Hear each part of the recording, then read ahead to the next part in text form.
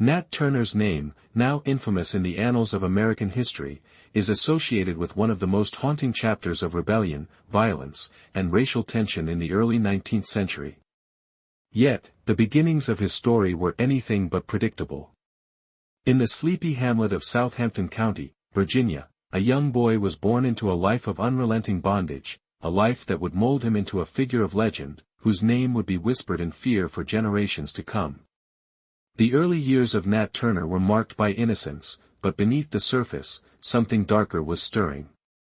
Born on October 2, 1800, Nat Turner entered a world defined by unimaginable suffering and cruelty.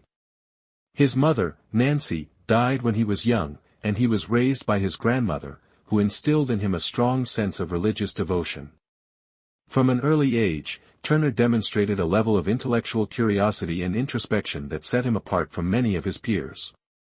He was not merely content to accept the world around him as it was.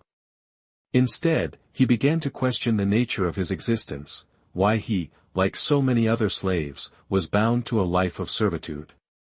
The violence and injustice surrounding him stirred something deep within him, a restlessness that would eventually propel him toward his ultimate destiny. But before he could rise to lead a rebellion, Turner's childhood was defined by a sense of longing. He grew up in an atmosphere of silence and fear, where every action was scrutinized and every word carefully measured. It was a place where even the smallest defiance could bring punishment so brutal that it would leave scars long after the flesh had healed. The physical abuse that Turner and his fellow slaves endured was only a small part of the torment they faced. There was the psychological terror that came with living under the constant threat of violence, a looming presence that turned every moment into a desperate survival game. As Turner grew older, his sensitivity to the world around him deepened. He began to see the contradiction between the teachings of Christianity, which he was forced to accept, and the cruelty that defined the institution of slavery. While the slave owners preached the virtues of Christianity to keep the slaves in line, they themselves were steeped in hypocrisy. Turner's growing awareness of this hypocrisy fueled an inner rage, but it also led him to seek solace in his spirituality. He believed that God had a greater plan for him, and it was through his faith that he would find the strength to one day lead his people toward freedom. In his teenage years, Turner began to experience vivid, disturbing visions. He was plagued by dreams of celestial beings, strange lights in the sky, and intense scenes of apocalyptic destruction. These visions were not merely figments of an overactive imagination, they were, in Turner's mind, divine revelations. He became convinced that he had been chosen by God to lead a great uprising against the brutal system of slavery that shackled him and his fellow men. His visions were not merely personal experiences but messages that he believed had to be shared with others. They were the guiding force that would eventually push him to take radical action. At first, Turner kept his visions to himself, unsure of how others would react to his claims of divine messages. But as time went on, his certainty grew. He began to share his experiences with a few trusted individuals, some of whom had also endured the horrors of slavery and began to share Turner's belief that they were being called to rise up. Over time, these small, secret meetings among slaves grew in number, and a sense of purpose began to crystallize. The whispers of rebellion were not only born from Turner's visions but from a collective understanding of the suffering that had gone on for generations. The idea of freedom, once a distant and almost unthinkable dream, began to take on a new, urgent reality. But even as Turner's religious fervor and rebellious ideas began to spread among the enslaved community, there were still many who were hesitant to act. The stakes were high, rebellion meant death, and many feared the violent reprisal that would surely follow any act of defiance. These doubts weighed heavily on Turner, but they did not deter him. He had a singular purpose now, one that could not be shaken. He believed that God had shown him the way, and that nothing could stop him from fulfilling his divine destiny. As Turner moved closer to adulthood, the pressure of his beliefs began to build. The weight of his responsibility, as he saw it, pressed on him every day. It was not enough to merely dream of freedom, he knew that he had to act. But how could he awaken a people so broken, so oppressed, that they had been made to forget what it was to be truly free? How could he convince others to follow him into what would surely be a deadly confrontation with the very institution that had held them captive for so long? The answer came in the form of more visions. Turner believed that these visions were not just private revelations but divine commands that he was obligated to follow. He would receive images of a great battle, a battle between good and evil, between the enslaved and their oppressors. He saw in his mind's eye the righteousness of his cause, and the violence he would need to unleash to achieve the justice he felt was due to his people. In Turner's mind, this was not simply a rebellion, it was a holy war. The enslaved were the oppressed chosen by God to rise against the forces of evil that were represented by the slave owners. Turner's growing conviction was matched only by the deepening sense of urgency that consumed him. His rebellion was not just about freedom, it was about salvation. He believed that the violent overthrow of the slave system was the only way to rid the world of the evil that had plagued it for so long. But he also knew that he could not do it alone. He needed followers, and he needed them to be as committed as he was to the cause. As Turner began to gather a small band of followers, the air around them grew thick with tension. The slaves who joined him were not all motivated by the same sense of divine purpose, but they were united in their desire to escape the brutality of their existence. For many, the idea of rebellion was a far-off fantasy, something to dream about but never to act upon. But Turner's certainty and charisma inspired something deeper. They began to see, through his eyes, that this was not just a dream, it was a necessity. It was not just the brutality of their lives that drove Turner's followers to join him, it was the hope of something greater. They followed him because they saw a glimpse of a world beyond their suffering, a world where they could be free. Yet, even among Turner's inner circle, there were doubts. Some feared the consequences of their actions, knowing that the white authorities would stop at nothing to crush them. But Turner's unwavering belief in his mission was contagious, and as the plans for the rebellion slowly took shape, the tension in Southampton County grew palpable. Whispers of what was to come began to spread, though few understood the true scale of the fury that was about to be unleashed. The rebellion would soon begin, but for now, it remained a tightly held secret, a spark in the dark. And all the while, Nat Turner waited. He waited for the right moment, for the divine sign that would tell him it was time to act. His fate, and the fate of countless others, hung in the balance. And with each passing day, the quiet boy from Southampton County, who had once longed for the answers to life's cruelest questions, was about to become the embodiment of an answer that would forever change history. As Nat Turner matured, the years of quiet reflection began to shape him into something more than just a young man seeking answers. His religious convictions deepened, and it was through these beliefs that he began to understand his place in the world. The conditions of slavery that surrounded him, grueling, oppressive, and unforgiving, were not just a circumstance to be endured, they were, in his mind, part of a much larger, cosmic struggle. This realization would become the foundation for his actions in the years to come, and his understanding of the divine became something altogether transformative. He was not merely a victim of circumstance, he was a messenger, a prophet chosen by God for a higher purpose. In the quiet confines of his own thoughts, Turner began to feel a profound spiritual connection that would set him apart from others. While many of the other slaves held to their Christian faith as a means of survival, a way to endure the cruelty of their captors, Turner's faith became something more, a fire that burned within him, urging him to act. It was through his visions that Turner believed he was receiving messages from God, revelations that outlined the divine purpose he had been given. These visions, which began to intensify and become more vivid as he grew older, were not merely fleeting thoughts or dreams, they were, in his eyes, the direct will of God. They spoke to him of a destiny that he was meant to fulfill. Turner's visions were the key to unlocking the truth of his own existence. From an early age, he had witnessed the violence and suffering that permeated his world, but it wasn't until these supernatural experiences began to plague him that he understood that there was more at play than just the harsh realities of slavery. He was not simply a powerless victim, he was chosen to lead his people, chosen to break the chains that bound them. In Turner's mind, the world was divided between good and evil, and slavery was the ultimate embodiment of that evil. Turner's duty, as he saw it, was to dismantle this system and free the oppressed, regardless of the cost. His visions were not random or disconnected, they were coherent and often terrifying in their intensity. Turner would see images of celestial figures and hear voices that commanded him to act. At times, these visions seemed almost apocalyptic, foretelling a great and righteous battle that would restore justice to a broken world. The images were so clear, so persistent, that Turner began to believe they were divine orders, and his role was to follow them. He began to see himself as an instrument of God's will, a chosen leader whose mission was to guide the oppressed to freedom, no matter the price. Yet, Turner's sense of divine purpose was not universally accepted. Many of his fellow slaves did not share his fervor or his conviction. Some dismissed his visions as madness, or simply as the delusions of a man consumed by his own sense of suffering. They feared the consequences of rebellion, knowing that any attempt to challenge the system would lead to brutal retaliation.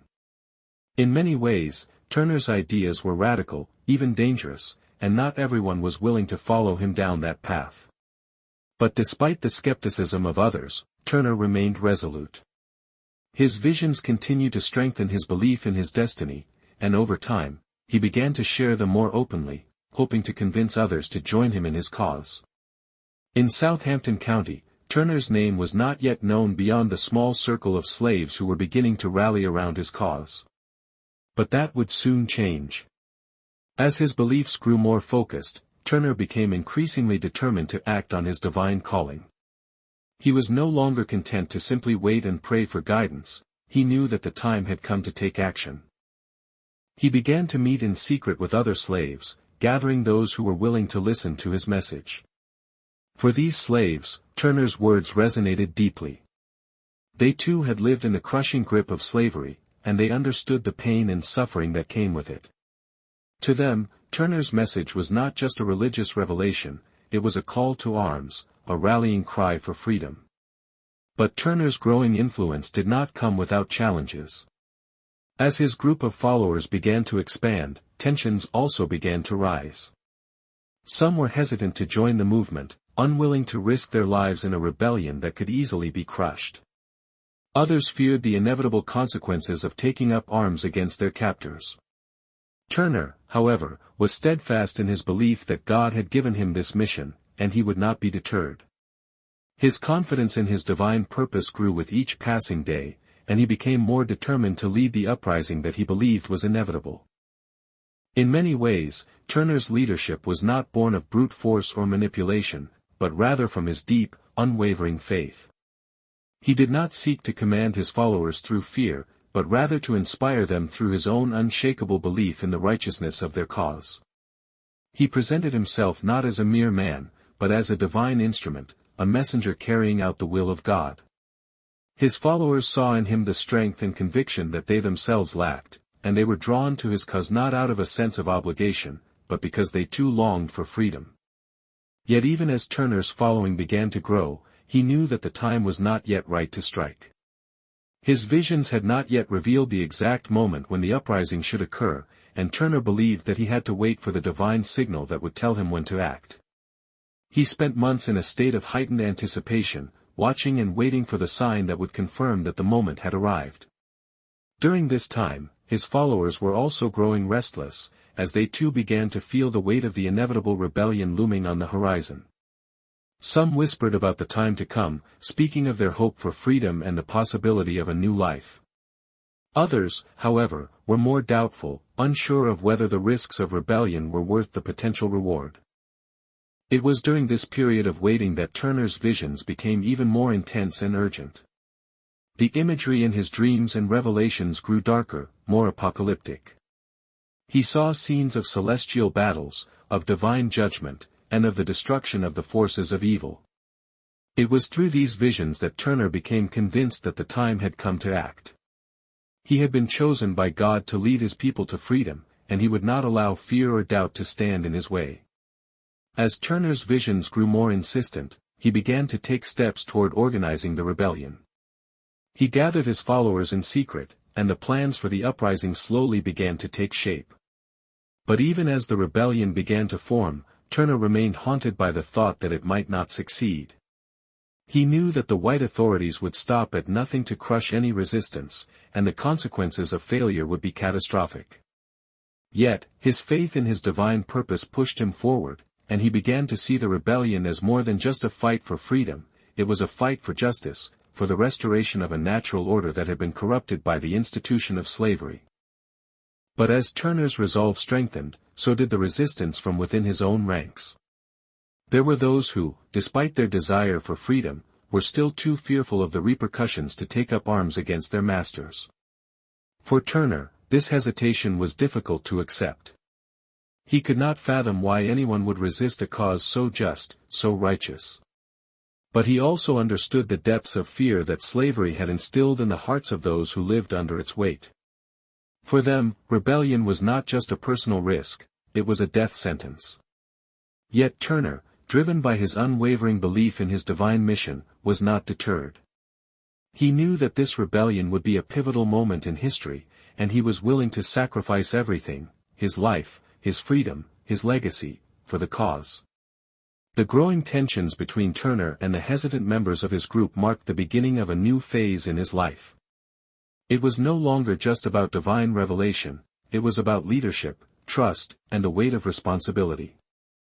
Turner would have to convince others to follow him into the unknown, to place their faith in his vision and in the idea that they were destined for something greater than the life they had been forced to live.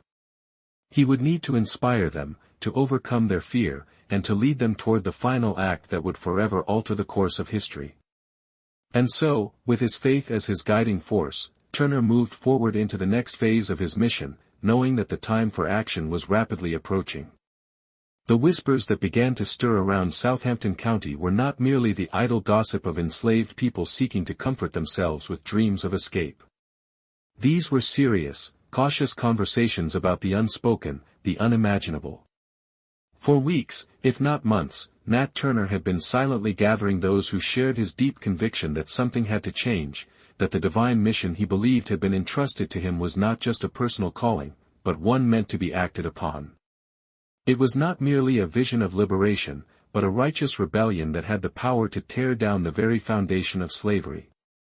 For Turner, the time to act was fast approaching, and in the shadows of the plantations, his message was beginning to resonate more strongly with others. Turner's meetings, always held in secret, were filled with quiet intensity. He spoke not with the voice of a political leader or a would-be rebel, but with the certainty of someone who had been chosen by God for a singular purpose. His followers, many of whom had long been bound by the terror and hopelessness of their lives, began to understand something more profound than just the necessity of revolt. They began to see in Turner the embodiment of freedom itself. He was not just a man leading a rebellion, he was a prophet, a beacon of hope, a symbol of divine justice. But with this growing sense of purpose came a mounting tension.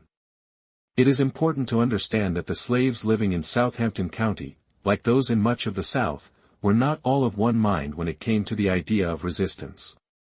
For most, the concept of rebellion was a dangerous fantasy.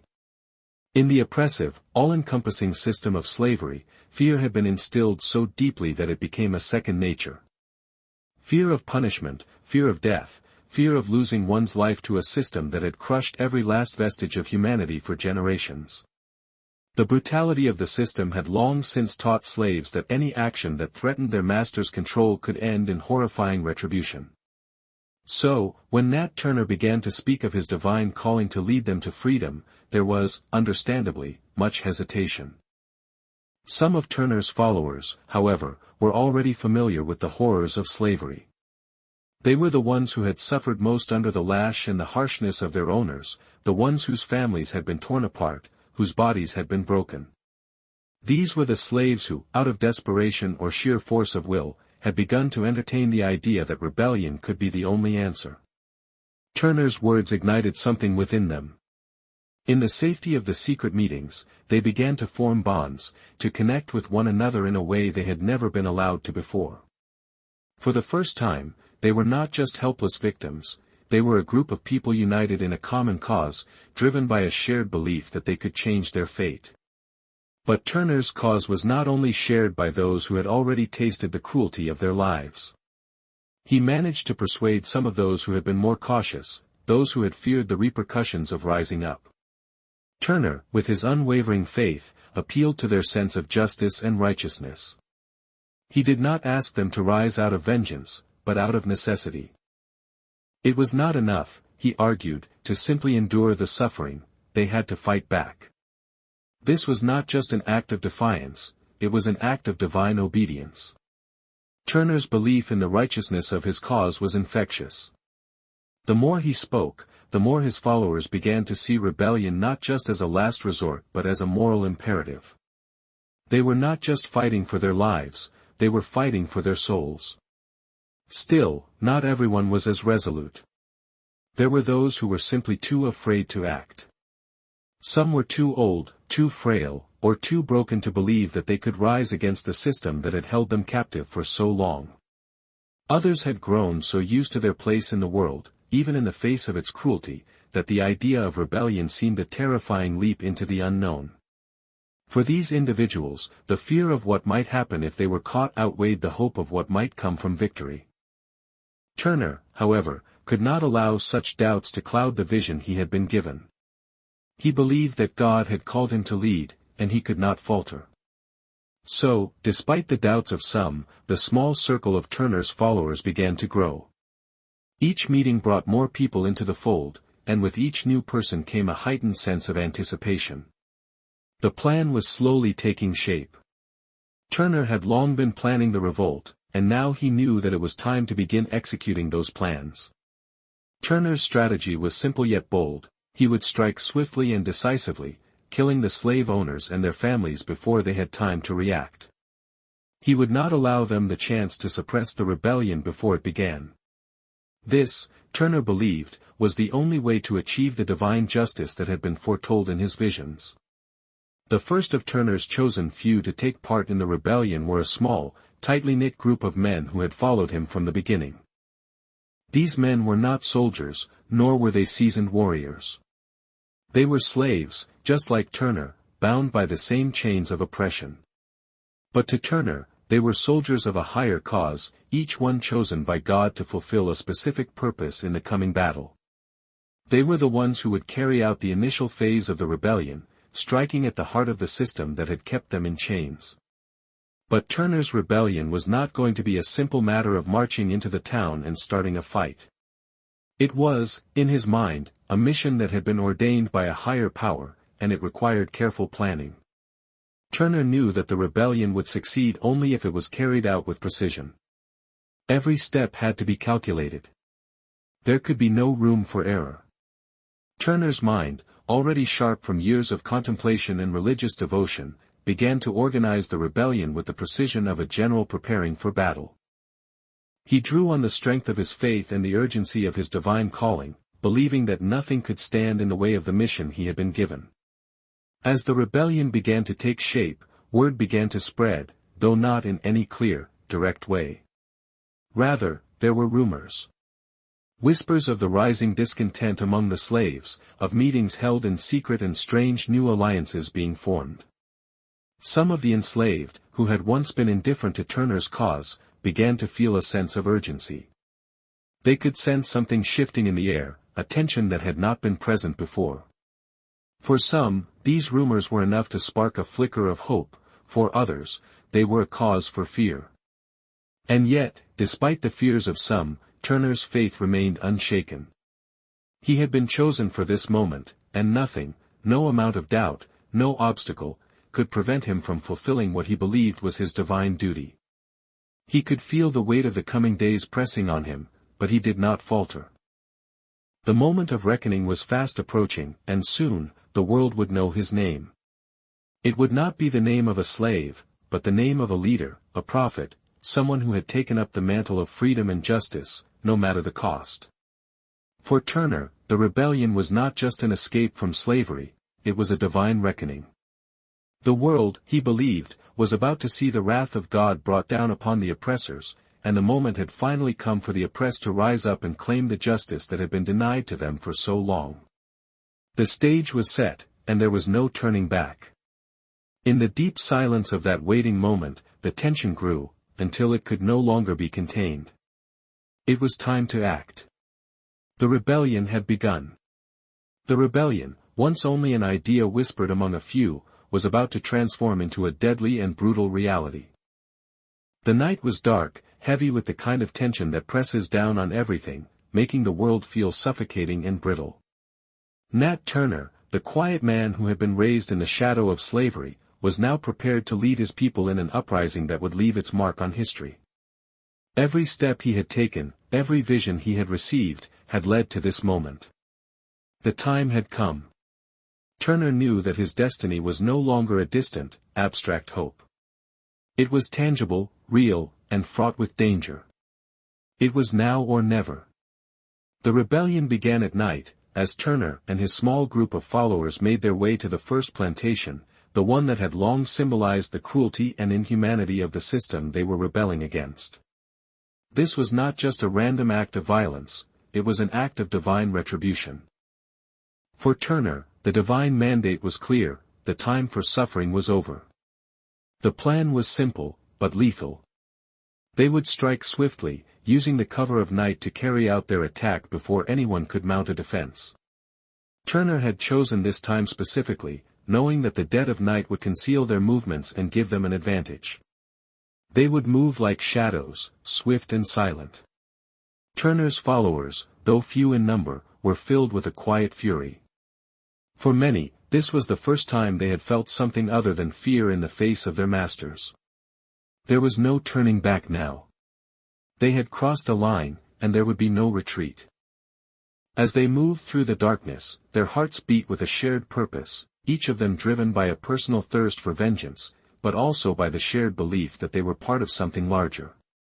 They were not just fighting for themselves, they were fighting for their families, for their ancestors, for a future they had never dared to imagine. In their minds, this was their chance to reclaim not just their lives but their souls, too.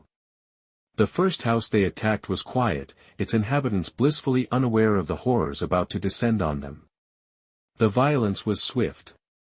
Turner's group moved through the house with chilling precision, killing the men first, the plantation owners, the overseers, the enforcers of the system that had tortured them for so long. The women and children were left in the aftermath, their fates sealed by the cruel nature of the rebellion. There was no mercy, no pause. The vision of divine justice that Turner had nurtured for so long had no place for pity. This was the retribution that had been foretold in the dreams and visions that had so consumed him for years. The bloodshed was immediate and absolute. Turner, whose demeanor had always been one of quiet contemplation, now stood as the embodiment of vengeance. His followers, too, were transformed. They were no longer slaves who had been taught to fear their oppressors, they were soldiers in a holy war. In those moments, they acted with an intensity born of years of repression. It was not just the anger of the present that fueled them, it was the accumulated rage of a lifetime of suffering, of seeing loved ones torn apart, of being treated as less than human, of enduring unimaginable brutality. It was a force that could not be contained any longer. The sounds of the attack, the screams, the shuffling feet of desperate slaves trying to flee the carnage, filled the air. But the rebellion did not stop there. Turner and his followers moved to the next house, and then to the next, each time with the same speed and ferocity. The rebels were like a storm, sweeping across the land, and as the night wore on, their numbers seemed to swell. Word spread quickly, and more slaves joined the rebellion, compelled by the same promise of freedom, the same fiery belief that they, too, could rise up and take back what had been stolen from them. It was as if a dam had broken, and the flood of resistance could not be stopped. But the rebellion was not without its moments of hesitation. Some of the new recruits had never been involved in violence before. They were not battle-hardened fighters, but slaves who had only known the rhythms of hard work and obedience. The act of killing, of taking life, was not something that came naturally to them. In the chaos of the night, there were moments of uncertainty. Some wavered in the face of such brutality, unsure if this was truly the path to freedom or merely an escalation of suffering. But Turner's unwavering leadership and his constant assurances that their cause was righteous kept them moving forward. The violence of the rebellion grew, and so did the terror in the hearts of the slave owners. The plantation owners, once confident in their authority and control, were now faced with an uprising that threatened everything they had worked to build. Their world, so carefully constructed and maintained by fear and domination, was crumbling in a matter of hours. Turner's followers were not just attacking individuals, they were attacking the very foundation of a system that had existed for generations. The rebellion was no longer just about taking life, it was about shattering the idea of white supremacy, of crushing the idea that one group of people had the right to own and control another. In that sense, the rebellion was much more than a violent act, it was a declaration of independence, of humanity, and of justice. But the tide was already turning. As quickly as Turner's group had grown, it began to splinter. Word of the uprising reached the ears of white authorities, and they reacted with unrelenting force. The local militias began to assemble, armed and determined to quash the rebellion. They had been prepared for a threat like this, even if they had not expected it to come so suddenly. By morning, the countryside was on high alert. The militias, bolstered by volunteer forces from surrounding areas, began to hunt down Turner and his followers with brutal efficiency. The initial success of the rebellion had been intoxicating, but now the reality of what Turner had unleashed was becoming clear. The rebellion had caught fire, but in doing so, it had also set the stage for a violent and unrelenting retaliation. Turner's group was outnumbered and outgunned, and the brutal response from the militias would soon stamp out any hope of victory. Yet, even as the rebellion began to falter under the weight of superior force, Turner's faith remained unshaken. He had seen this as part of the divine plan, and in his mind, it was never about personal victory. The struggle for freedom, the battle for justice, was about something larger. Whether or not his rebellion succeeded in the traditional sense, it was, in Turner's eyes, the fulfillment of a divine mandate. As the militias began to close in, Turner and his followers scattered, desperately trying to evade capture. The once strong sense of unity began to fracture, as fear and confusion crept into the hearts of those who had once believed so fiercely in the righteousness of their cause. The rebellion, which had ignited so suddenly and violently, was now burning out, its flames scattered by the winds of terror and retaliation. For Turner, the rebellion had become something much more than a mere insurrection. It was an embodiment of the oppression and violence that had defined his life. The fate of his followers, and of himself, was now in the hands of forces far beyond his control. Despite the failure of the rebellion, Turner's actions would leave a lasting legacy. His uprising would be remembered not for its bloodshed, but for the ideals it represented. Though his movement was crushed, the very idea that the oppressed could rise up, could fight for their freedom, would continue to resonate. Nat Turner had started something far bigger than himself, he had ignited a fire that would burn in the hearts of others, long after the rebellion had been crushed. As the dust began to settle in the aftermath of Nat Turner's rebellion, the full weight of the tragedy began to unfold. The swift and brutal retaliation by the white militias had crushed the uprising almost as quickly as it had ignited. The once defiant cries of resistance had fallen silent, replaced by the harsh realities of defeat. Turner's followers, those who had not been killed in the early violence, were scattered or in hiding, hunted relentlessly by the militias that now swept through Southampton County like a wave of retribution. There would be no mercy, no respite. In the eyes of the oppressors, the rebellion was an affront to their very way of life, and they would ensure that it was stamped out with the same ferocity that had defined their rule over the enslaved. The violent suppression of the rebellion was both swift and brutal. As the white militias pursued Turner and his group, they left behind a trail of devastation.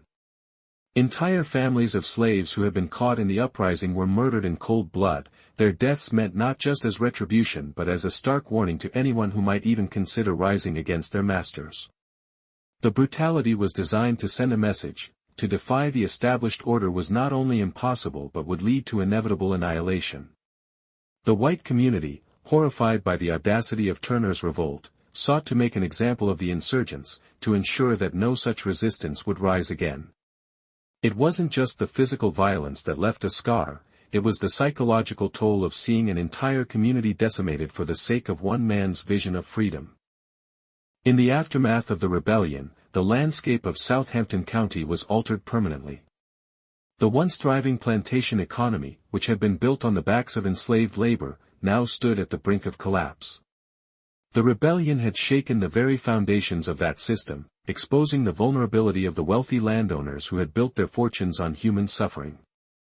Their fear was palpable. The power dynamic, once so firmly in their control, had been disrupted in a way that they could not ignore. The violence of the rebellion was not just physical, it was a reminder of the fragility of their dominance.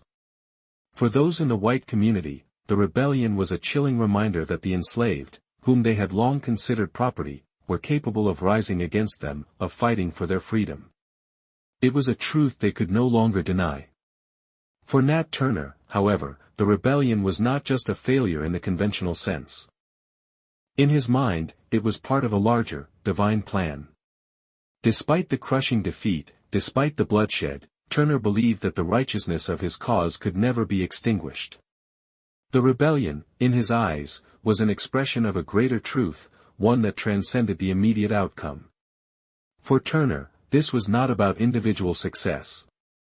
It was about the eternal struggle between good and evil, between the forces of oppression and the forces of liberation. In his mind, the divine mandate had been fulfilled, regardless of the outcome on the battlefield. The act of defiance, of standing up to the institution of slavery, would be remembered. And that, to Turner, was a victory in itself. But for the rest of the enslaved population, the immediate aftermath was one of crushing despair. Those who had dared to join the rebellion were either dead or in hiding, and their families were left to endure the brutal punishment that followed. The fear that had been ingrained in the hearts of slaves was now at a fever pitch. The reprisals were not confined to those directly involved in the rebellion. Entire families, entire communities of enslaved people, were targeted, tortured, and killed. It was a calculated effort to quash any hope of future resistance, to remind the enslaved population that the cost of defying their masters was not just death, it was complete and utter annihilation. The reaction from the white community, however, was not simply about punishment. It was about control, about reasserting dominance over a population that had dared to challenge the established order. The horrors of the rebellion gave rise to new laws and harsher regulations aimed at tightening the grip of slavery. The authorities feared that the rebellion had ignited a spark that could spread beyond Southampton County. In the days and months following the rebellion, laws were enacted that further restricted the lives of enslaved people. Meetings among slaves were forbidden, literacy was prohibited, and any form of resistance, even passive, was met with severe punishment. The goal was clear: to prevent any future uprisings, to ensure that the enslaved population remained fractured and fearful. The impact of the rebellion was not confined to Southampton County alone. The news of Turner's revolt spread quickly across the South, igniting fear and paranoia among slave owners. Across the region, other uprisings were feared. In some places, slaves were tortured, interrogated, and forced to confess to being part of a larger conspiracy. There was a sense of urgency to clamp down on any potential seeds of rebellion before they could take root. The rebellion had shown the enslaved population that it was possible to rise up, and for many in power, that realization was a terrifying one. And yet, despite the bloodshed and the terror, there was something enduring about Turner's rebellion. Though it had failed in its immediate goal of overthrowing the system, it had shaken the very foundation of that system. It had exposed the vulnerability of slavery in a way that had never been so starkly apparent. Turner's act of defiance, his willingness to rise against the most powerful institution in America at the time, served as a reminder to the enslaved that freedom was a possibility, however distant. His actions were a direct challenge to the pervasive lie that slaves were powerless, that they were born only to serve and suffer. In this sense, Turner's rebellion planted the seed for future resistance movements. His rebellion, though ultimately crushed, would live on in the hearts of those who still dreamed of freedom. Turner himself, after the rebellion's failure, was captured after a prolonged manhunt. His capture marked the final chapter in the story of the uprising. But even in the face of his impending execution, Turner remained steadfast in his beliefs. In the days leading up to his trial, he never wavered in his conviction that he had been acting on a divine mandate. He spoke openly of his faith, and of the visions that had guided him. He refused to express regret for his actions, despite the overwhelming violence and the lives lost. For Turner, the rebellion was not an error, it was a necessary act of resistance, a holy calling that had been fulfilled. In November of 1831, Turner was tried and convicted for his role in the rebellion. He was sentenced to death, and on November 11, 1831, he was executed by hanging. His death, however, did not mark the end of his legacy. The fear and the anger his rebellion had incited in the hearts of slave owners across the South would continue to shape the course of history. Though Turner was gone, his rebellion would echo in the hearts of generations to come. His name became synonymous with defiance, with resistance, with the unyielding struggle for freedom. Even as the authorities sought to erase the memory of his uprising, they could not erase the truth it represented. In the years following his death, Nat Turner's story would be retold, not just as a cautionary tale, but as a symbol of the resilience of the human spirit. His act of rebellion, though tragic, was a spark that would help ignite the larger struggle for freedom that would ultimately culminate in the Civil War. In the end, Turner's name would be remembered, not just by those who had suffered under slavery, but by all who believed in the fight for justice and equality. The tragic end of Nat Turner's rebellion marked not only the demise of one man's audacious dream but also the beginning of a lasting legacy that would haunt the South for generations. As Turner was executed, the message to the oppressed was clear: resistance would be met with swift and violent retaliation. Yet, the repercussions of his actions stretched far beyond the immediate aftermath of his death. What followed in the wake of the rebellion was a period of deep introspection, fear, and a profound tightening of the chains that had long bound the enslaved. The insurrection had left its indelible mark, not just on the minds of those who had been directly involved, but on the very fabric of Southern society, which had now been irrevocably changed. In the immediate aftermath, Turner's rebellion was crushed, and its failure was used by those in power to justify a further tightening of control over the enslaved population. The slave owners, having tasted the bitter reality that their dominance could be threatened, wasted no time in enacting even harsher measures. Laws were passed that further restricted the already limited freedoms of enslaved people. The ability to gather in groups was curtailed, and any sort of collective action, even in the form of religious worship, was severely restricted. The education of enslaved individuals, once a means of attempting to keep them subjugated through ignorance, was now completely forbidden in many areas. Turner's rebellion had revealed to the white community that intellectual curiosity, when allowed to fester, could become dangerous, could breed dissent. The brutality of the retaliation was aimed not just at the physical destruction of the rebellion but at the very possibility of future resistance. It was a period of terror, designed to break the spirit of any would-be rebels and to remind the enslaved of their place in the hierarchy of society. The plantation owners, fearful that the flames of insurrection could spread, imposed a climate of constant surveillance. The enslaved were watched more closely than ever before, and any signs of rebellion, no matter how minor, were swiftly punished. Yet, despite the overwhelming violence and repression, Turner's rebellion remained in the collective memory of both the oppressed and their oppressors. His name would be spoken in hushed tones, passed down through generations not just as a cautionary tale but as a symbol of defiance, an embodiment of the possibility that one man could stand against the vast machinery of tyranny. For the enslaved, however, the consequences of the rebellion were both psychological and tangible. In addition to the immediate reprisals, there was a deep sense of fear and uncertainty that began to permeate the lives of those who had been under the thumb of slavery for so long. In the years following Turner's execution, whispers of his name lingered on the edges of slave communities.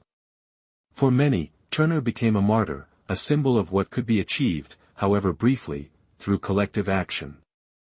His rebellion had revealed the latent power of the enslaved, and though it had been squashed, it left behind a flame of hope that would continue to burn in the hearts of many. But for some, the lessons of the rebellion were not ones of hope or inspiration. For them, Turner's insurrection was a cautionary tale, proof that the enslaved were too weak, too disorganized, and too fearful to ever rise up successfully. They had seen the brutality that had followed the rebellion and understood all too well the cost of failure. The violence that had been visited upon the families of the rebels, the men and women who had been executed, and the fear that had taken root in the hearts of everyone who had been caught up in the insurrection made it clear to many that any future efforts at rebellion would be met with overwhelming force. The rebellion, in their minds, had not only failed, it had set the cause of liberation back decades, if not more. Yet, even as the white elite sought to suppress any further uprisings, Turner's rebellion had stirred something deeper within the enslaved communities. The memory of Turner's boldness and his unshakable faith in the righteousness of his cause could not be erased by violence alone. There were whispers in the fields, in the quarters, and in the slave cabins. Even as the slave owners attempted to stifle any thought of rebellion, the seeds that Turner had planted remained embedded in the minds of those who had dared to dream of freedom. His actions had proved that the enslaved were capable of taking matters into their own hands. They were not powerless. Turner's revolt would be remembered not just for the violence that it had caused, but for the psychological shift that it sparked in both the enslaved and the enslavers. For the white community, it was a terrifying moment. The knowledge that their supposed invincibility could be shaken by a small group of insurgents was a stark reminder of their fragile hold on power. It was a reminder that the brutal system of slavery had created a deep well of resentment, a force that, if unleashed, could topple everything. For the enslaved, it was both a bitter lesson and a lasting spark of hope. Turner had shown them that resistance was possible, even in the face of seemingly insurmountable odds. In the years following the rebellion, the memory of Turner's name lived on in the hearts of those who had long suffered under the weight of slavery. The older generations passed down stories of his defiance, of the fear and anger that had driven him to rise up against the system. Turner became, in many ways, a symbol of the possibility of freedom, even in the most hopeless of circumstances. He represented not just an individual man, but the larger collective struggle for liberation. In a time when few dared to even whisper of resistance, Turner's actions stood as a reminder that change was possible, that the power of the oppressor could be challenged. Despite the repression, despite the violence and the fear that Turner's rebellion had stirred, the spirit of resistance remained alive in the South. Though there was little open defiance in the years immediately following the rebellion, there were subtle signs that the enslaved were far from defeated. Acts of rebellion, small and large, continued to occur. Some slaves escaped, others engaged in sabotage, and many found ways to undermine the system that sought to control every aspect of their lives. These acts of resistance, while not as grand or coordinated as Turner's revolt, were part of a long tradition of defiance that had existed throughout the history of slavery. Turner's rebellion had ignited a fire that could not be extinguished. His boldness, his unwavering faith in the righteousness of his cause, had shown those who were oppressed that they had the power to rise up, even if the consequences were dire.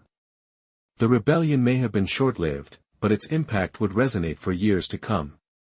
Turner had shown them what was possible, what could be achieved when one man, against all odds, stood up and said, "Enough." His death, tragic as it was, did not mark the end of his influence. Nat Turner became a martyr, a symbol of the struggle for freedom that would echo through the decades. His rebellion was not forgotten, it was woven into the broader fabric of resistance that would eventually give rise to the abolitionist movement and the Civil War.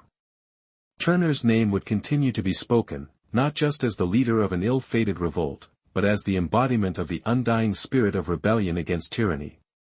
His story would serve as both a warning and a beacon of hope, a reminder that no system of oppression, no matter how entrenched, is invulnerable. In the end, Nat Turner's rebellion proved that even the most brutal systems can be shaken. While it did not bring about immediate change, it sparked something that could not be extinguished, hope. And hope, once kindled, is a force that cannot easily be snuffed out. It will grow, it will spread, and eventually, it will break the chains that bind. As the years unfolded after the brutal repression of Nat Turner's rebellion, the ripples of his actions continued to be felt, reverberating far beyond the confines of Southampton County. Turner's insurrection, though it had been swiftly crushed by the violent response of the white militias, had not only altered the lives of those directly involved but also had a lasting effect on the psychology of both the enslaved and the enslavers. The violence that followed was part of a larger attempt to reaffirm the stability of the Southern system, but the rebellion had done something more subtle. It had shaken the very foundation of the institution of slavery itself. Even as the South tried to return to business as usual, something had changed in the minds of both the enslaved and the enslavers, a shift that would continue to grow and unfold in the years to come. While the white community tried to suppress the memory of Turner's uprising, attempting to erase his name from history with brute force and repression, the enslaved population could not forget. For them, Turner had become something more than just a man. He was a symbol, a figure who had dared to rise up against the system that had oppressed them for so long. In the minds of many enslaved people, Turner was a hero, a martyr, and a prophet whose actions showed that resistance was not only possible but righteous. Even in the face of death, Turner had remained steadfast, refusing to denounce his actions or apologize for what he had done. His unwavering belief in his divine calling and the righteousness of his cause had inspired a generation, planting the seeds of resistance that would eventually bear fruit in the larger abolitionist movement. In the years immediately following the rebellion, any overt resistance was quickly quashed, and the fear of further uprisings hung heavily in the air. Slave owners imposed stricter regulations, tightening control over their enslaved populations. Assemblies were banned, literacy was forbidden, and any act of defiance was punished with extreme violence. The goal was clear: to ensure that the enslaved never again dared to challenge the power structure that had defined Southern life for centuries. The horrors of Turner's rebellion, and the brutal reprisals that followed, were meant to serve as a warning, a clear message to the enslaved that to resist would mean certain death. But despite the tightening of restrictions and the intensification of repression, Turner's rebellion did not die with him. The fear it inspired in the hearts of slave owners was proof that the system of slavery, as entrenched as it was not invulnerable. Turner's insurrection had exposed a weakness in the armor of the South's racial hierarchy. The system had been shaken, if only briefly, by the audacity of one man's belief in his divine mission to bring about justice. And while the insurrection had been crushed, it had revealed something to the enslaved, that the possibility of freedom, though distant, was within reach. For those who had lived under the crushing weight of slavery for generations, that realization was transformative. The rebellion had shown them that the system was not as invincible as they had been led to believe. It was a brutal, oppressive system, but it was not infallible. Turner's actions had revealed a crack in the foundation, a vulnerability that could not be easily ignored. It was in the years following his death that the true impact of the rebellion began to take shape. Turner's name became a symbol of defiance, a rallying cry for those who had been silenced for so long. Even as the white community sought to bury his story, the enslaved continued to tell it in hushed whispers, passing it down from generation to generation.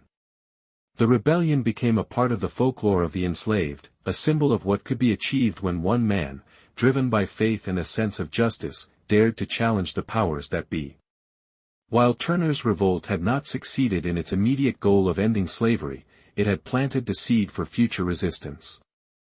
The insurrection, though short-lived, had made it clear that the enslaved were not passive victims, they were capable of standing up and fighting back.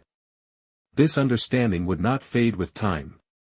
In the years leading up to the Civil War, as tensions in the South mounted and the abolitionist movement gained strength, the memory of Turner's rebellion continued to serve as a reminder of what was at stake. It was no longer enough to merely accept the status quo. Turner's act of defiance had shown that change was possible, even in the face of overwhelming odds. His rebellion would go on to inspire generations of activists, from those who would fight for the abolition of slavery to those who would later take up the mantle of civil rights. In the broader context of American history, Turner's rebellion remains an important turning point, a moment in which the enslaved broke free from their passive acceptance of their condition and took bold, decisive action. It is easy to view Turner's rebellion as a failure, as an event that ultimately did not achieve its immediate goal. But to do so is to miss the larger point. Turner's rebellion, for all its violence and tragedy, was not about success in the traditional sense, it was about the possibility of resistance. It was about showing the world that the enslaved were not content to be subjugated, that they were capable of imagining a different world, one in which they were free. In the aftermath of Turner's death, the white community sought to erase his memory, to turn him into a mere cautionary tale. His name was rarely spoken in public, and his actions were depicted as the product of madness or religious fanaticism. The South sought to paint him as a dangerous radical, an example of what happened when the enslaved were allowed to entertain thoughts of rebellion. Yet, even in their efforts to bury his legacy, Turner's name continued to circulate in the shadows. The more they tried to suppress it, the more it became a symbol of hope, a symbol of what was possible when one man dared to rise against the forces of oppression. In a way, the white community's attempts to suppress Turner's memory only made him more powerful. By attempting to erase his name from history, they ensured that it would endure. The very act of repression turned him into a legend. Over time, his story became not just a symbol of defiance, but a symbol of the broader struggle for justice and equality. Turner's rebellion would go on to be remembered not just as a failed insurrection, but as a moment in which the enslaved found their voices, in which they declared that they were not merely passive victims of a broken system, they were active participants in their own liberation. Turner's rebellion may not have led to immediate change, but it paved the way for the broader abolitionist movement that would eventually culminate in the Civil War. His name, his actions, and his belief in the righteousness of his cause would continue to inspire those who fought to end slavery and to secure freedom and equality for all. Turner's rebellion was, in a sense, the beginning of a long journey toward freedom, a journey that would take many years and much bloodshed, but one that would ultimately lead to the end of slavery in the United States. While Turner's rebellion may have been violently crushed, its impact was far from fleeting. The story of his revolt, of his courage, his faith, and his willingness to stand up for what he believed was right, would continue to echo throughout American history. His actions, though short-lived, had forever altered the course of history, sparking a movement that would ultimately lead to the destruction of the institution of slavery. Turner's rebellion, in its own way, was a precursor to the larger struggle for civil rights that would take place in the 20th century. His story, though shrouded in tragedy, was also a story of hope, a hope that even in the face of seemingly insurmountable odds, change was possible. In the years following Nat Turner's death, the shadow of his rebellion continued to linger over the American South. His name, though largely suppressed by the powers that be, became emblematic of something much greater than the man himself. It was a symbol of resistance, of defiance against oppression. The insurrection, while a failure in its immediate goals, had left a scar on the Southern psyche, and the effects of that scar would reverberate for decades, shaping the social and political landscape of the United States in profound ways. Even as the South tightened its grip on the institution of slavery, there was a palpable sense that the rebellion had marked a turning point, that the dynamics of race and power in the South could never again be the same. Despite the severe repression that followed the rebellion, Turner's act of resistance could not be easily forgotten. In the years immediately after his death, the white elite in the South sought to downplay the significance of his revolt, framing it as an isolated incident, the product of a madman who had somehow corrupted the minds of the enslaved. But even as they sought to bury the memory of the rebellion, the truth of what had happened, and what it had represented, continued to seep through the cracks of Southern society. The uprising had struck a nerve, and the fear it generated among slave owners was real. It was a reminder that the institution of slavery, so long thought to be unassailable, was built on a fragile foundation. Turner had exposed that fragility in a way that could not be undone. The brutality of the suppression that followed Turner's revolt was not merely a response to the immediate threat of rebellion, it was a demonstration of the lengths to which the Southern ruling class would go to protect their way of life. The violence that was unleashed upon Turner's followers, and upon the broader enslaved population, was meant not just to punish but to intimidate.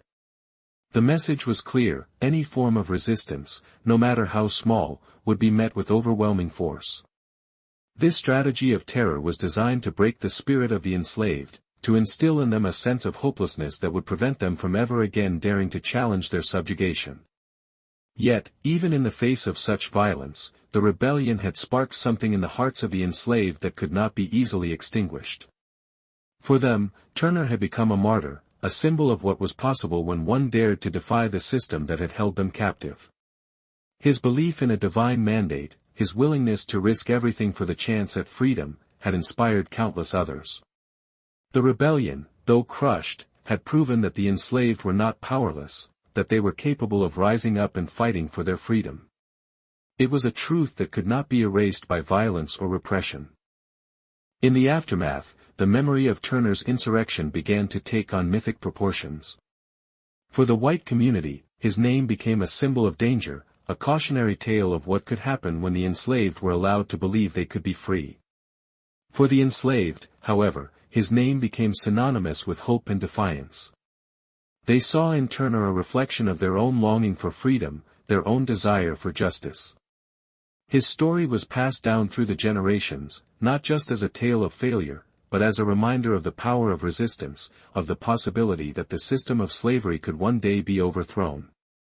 The suppression of the rebellion was not limited to physical violence alone. It extended to the cultural and intellectual realms as well. In an effort to prevent any further stirrings of rebellion, slave owners worked to control the flow of information. They enacted laws that made it illegal for slaves to gather in groups, to learn to read and write, or to engage in any activity that might foster a sense of community or solidarity. Religion, once a source of strength and comfort for many slaves, was now harnessed by the masters as a tool of control. Preachers were carefully selected, and sermons were tailored to emphasize obedience and subservience, painting the institution of slavery as divinely ordained. This was a strategy of containment. If the enslaved were kept ignorant and isolated, they would never have the tools or the means to challenge the system. But despite the systematic efforts to prevent any future uprisings, the rebellion had opened a door that could not be closed. Turner's actions had shown the enslaved that resistance was possible, that the path to freedom could be found even in the most hopeless of circumstances. In the years that followed, as the South clung desperately to its system of slavery, small acts of rebellion continued to occur. Slaves escaped, sabotaged their master's property, and found ways to quietly resist. These acts of defiance, while often isolated and small in scale, were part of a growing undercurrent of resistance that would eventually contribute to the downfall of slavery itself. One of the most significant ways in which Turner's rebellion influenced the course of history was in the way it shaped the conversation about abolition. As word of the rebellion spread throughout the South and the nation, it became a rallying cry for abolitionists. Turner's act of defiance was a stark reminder of the brutality of slavery, and it provided further proof that the institution was inherently unstable, that it was not a natural or sustainable system but one that required constant violence to maintain. Abolitionists seized on this message, using the rebellion as a powerful symbol in their campaign to end slavery. In the North, Turner's name became associated with the struggle for freedom and justice, while in the South, it was used as a justification for even harsher crackdowns on the enslaved. The impact of the rebellion was also felt in the political sphere. The Southern states, fearing that the rebellion might spark a larger insurrection, began to enact even stricter laws to control their enslaved populations. The Nat Turner revolt was used as a pretext for further restrictions on the rights of African Americans, both free and enslaved. These laws sought to prevent any form of collective action, to stifle any attempts at resistance before they could take root.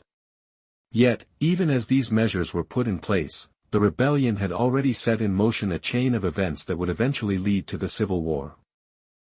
Turner's revolt also had a profound effect on the psyche of the nation. It exposed the deep moral and political contradictions that lay at the heart of American slavery. On the one hand, the rebellion was seen as proof of the cruelty and inhumanity of the institution. It laid bare the reality of what it meant to live under the thumb of oppression.